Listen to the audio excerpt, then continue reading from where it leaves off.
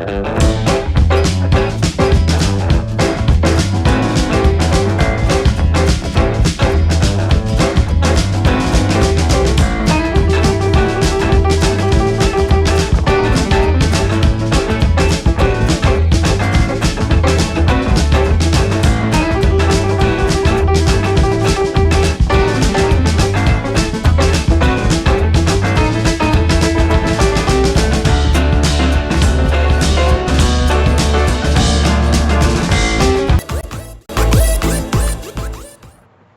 Assalamualaikum warahmatullahi wabarakatuh. Okay, bersama saya Cikgu Romit.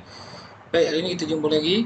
Okay, ini kita akan belajar sedikit tutorial. Okay, tutorial macam mana membina Google Form, banner untuk Google Form. Okay, membina banner untuk Google Form. Google Form yang kat mana? Okay, kalau kita tengok, ini contoh Google Form saya. Okay, kita nak bina kat sini. Okay, kalau tuan-tuan dan puan-puan tengok, okay, ini saya bina, saya design dengan menggunakan Adobe Photoshop. Okay, ini saya guna Adobe Photoshop lah. Okay, kita tahu Adobe Photoshop ni kita mengambil masa yang lama lah untuk kita belajar. Okay, hari ini saya akan tunjuk cara mudah. Okay, cara mudah dan simple. Okay, untuk kita buat, untuk kita create, okay, dengan menggunakan Canva. Okay, kenapa saya suka Canva? Okay, saya cerita kenapa Canva. Okay, Canva dia sangat mudah. Okay, ini Canva. Okay, kalau kita tengok Canva, ni, okay, saya cerita sedikit sebanyak. Dalam Canva ni banyak yang kita boleh buat dengan Canva ni. Kalau kita tengok, okay, template-template yang disediakan ni terpulang kepada kita. Okay, sebab tu yang pertama bila kita nak design, okay, kita kena tahu apa yang kita nak design. Okay, yang kedua, di mana kita nak letak design kita itu. Contohnya kalau kita nak buat banner, kita mesti memerlukan resolusi yang besar, banner atau banting. Tapi kalau kita design yang kita buat itu hanyalah untuk dipaparkan di handphone, di laptop, di layar LCD dan sebagainya, saya rasa dia tidak memerlukan resolusi yang besar. Jadi biasanya kalau saya buat banner banting yang memerlukan resolusi besar, saya akan guna Adobe Photoshop lah. Sebab saya belum lagi mencuba design yang dibuat dalam Canva ni untuk printing. Sebab dia ada beza untuk kita print dan untuk kita paparkan sahaja. Maknanya kalau resolution kita kecil, kita boleh nampak dah cantik kalau kita hanya papar di handphone. Contohnya kita tengok movie. Kalau kita tengok movie yang 720p ataupun 540p, okay, dia dah cantik. Berbanding kalau kita buka yang 720 tu, kadang kalau kita buka dekat TV kita yang 29 inci, 32 inci, dia dah cantik. Tapi kalau kita download 240p, maksudnya kecil lah kan. Kalau kita tengok dengan handphone kita ni, okay, tak ada masalah. Okay, tapi kalau kita tengok dekat laptop ataupun kita tengok dekat skrin LCD ataupun kita tengok dekat TV, ada sedikit kabur lah di situ, ada sikit blur kan, sebab dia tak sharp. Sebab tu yang pertama kita kena tahu, bila kita design, kita perlu tahu kita nak design tu untuk apa dan di mana. Okay, untuk apa dan di mana. Okay, so cara yang paling mudah, okay, sekarang ni ada satu platform yang telah disediakan oleh Canva. Saya ingat cukup mudah. Okay, ada free version dan ada juga yang berbayar. Okay, dan ada juga yang version education.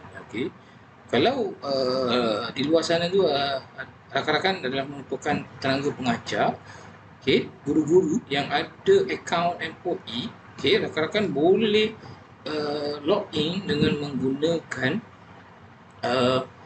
akaun MOE dan cuba apply yang education punya. Bila education punya ni, seperti yang dalam tutorial saya sebelum ni, kita dapat full version. Okay, kita dapat download, kita dapat menggunakan full version lah. Okay, ini contoh. Saya punya Canva yang saya login, saya register dengan menggunakan email MOE.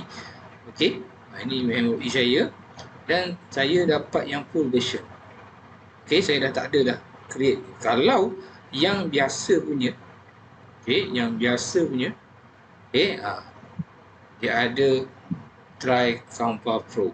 Ni biasa. Tapi saya punya ni sebab saya dah guna yang MOE punya. Okey, dah tak ada dah. So adalah kita punya filter-filter yang kita boleh guna. Tapi walaupun bagaimanapun jangan risau. Kalau tak ada yang MOE pun tak ada masalah, sebab yang free pun kita ada lebih 8,000, lebih beribu-ribu lah template yang kita boleh gunakan. Saya rasa tak ambil guna pun dan banyak kita pilihan kita. Okey, baik. Sekarang kita nak bina banner ni. Baik. So kalau kita tengok pada Canva, okey, banyak benda kita boleh design. Kalau kita nak design untuk sosial media, media sosial kita, okey, Instagram, Facebook, Facebook cover, okey, kalau kita nak buat presentation, kalau kita nak buat surat jemputan, yang ini marketing ni, kalau kita nak buat apa-apa iklan dan sebagainya, okey, dokumen ni kita ada untuk presentation, A4 letter, maksudnya dia dah ada size, okey. Ni untuk print, ni print ni, okey, kita boleh cuba ni untuk print lah. Poster, business card, flyers, video. Ni pula video. Ada yang paling simple, animated video. Nanti saya akan buat tutorial macam mana nak buat video simple dengan menggunakan Canva saja. Okey, kita ada yang school, okey, yang boleh mungkin nak buat poster, nak buat infografik, presentation. Apa yang saya suka dengan Canva ni, dia dah bagi size yang sesuai. Okey, kalau rakan-rakan tengok yang kat bawah tu ada 800 kali 2000. Okey, size yang sesuai lah.